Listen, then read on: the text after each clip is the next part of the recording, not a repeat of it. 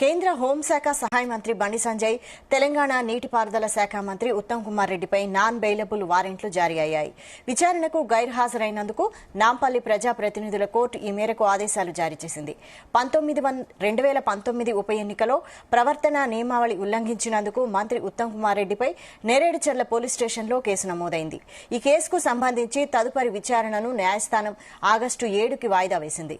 2022లో BJP రాష్ట్ర అధ్యక్షుడిగా ఉన్న బండి సంజయ్ వరికి మద్దతు ధరను కోరుతూ మిర్యాలగూడలోని ధాన్యం కేంద్రానికి వస్తుండగా బీఆర్ఎస్ బీజేపీ వర్గాల మధ్య పరస్పర దాడి జరిగింది.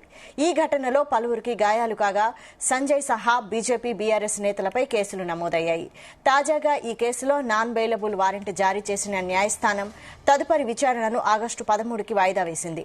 ప్రవర్తనా నియమాలు ఉల్లంఘించారంటూ హుజూరాబాద్ పోలీస్ స్టేషన్లో నమోదైన మరో కేసులో నాన్ బెయిలబుల్ వారెంట్ జారీ కాగా రీకాల్ పిటిషన్ దాఖలు చేసినట్లు న్యాయవాది కరుణసాగర్ తెలిపారు. ఈ కేసు తదుపరి విచారణ ఈ నెల 30కి వాయిదా పడింది.